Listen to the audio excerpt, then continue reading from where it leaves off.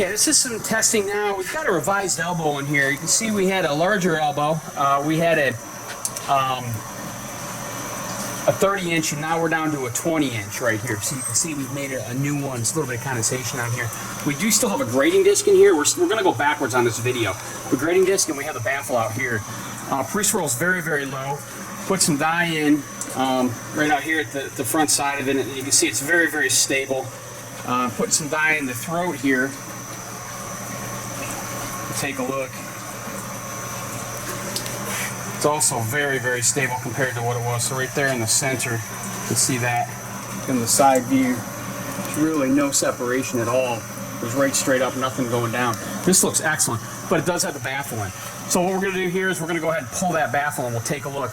Velocity and pre-swirl, very, very well within criteria. They're very good. This real stable flow. We'll pull this baffle and take a look.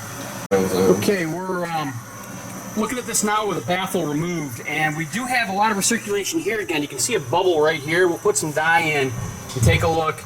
This is what that baffle does. You see the dye actually going upstream here.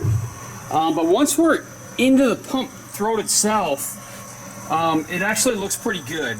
So we understand the baffles will be very difficult to install, but this large reduction is really beneficial here, even more so than before. I'm trying to get a little dye to flow through right now. We're going to put that on here and show you. We're looking in. You can see right there we go. We're still pretty straight. We get just a little bit of drifting here. It's not as uniform as it was before. I'm trying to get a better view from the side. All right, so from the back here, you can see that dye going. There's no downward flow at all. There we go. You can see that dye going right straight up through there. It's a lot more stable with this elbow than it was before. So this grid is a big help. What we're going to do now is actually pull that grid out, and we'll take a look. Okay, now we're doing a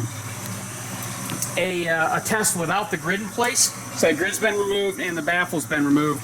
Pre-swirl's just like it was in the original baseline testing. It's very high for this configuration, for a reducing elbow anyway. It's up to 5 degrees. Even with this much reduction, which is really kind of surprising. Normally it'd be a lot better than that. It's just the water's getting pulled out the front here, so we put some dye in. You can just see that going forward again, and that's what's really messing this up. We'll put some dye back here, and we're going to see it really gets pulled all the way to the sides like that, which is a lot higher than you would expect. So we would have thought that with this much reduction we would have been within criteria just with the elbow itself, but that's actually not the case here. So you can see it's going to go all the way to the side, pulls all the way around. So it's coming all the way over into this area. You can see that's why it's picking that pre-swirl up. So this is pretty high for a reducing elbow, and again, it's real unsteady. So what you saw a minute ago with the grid in place, it really stabilized that.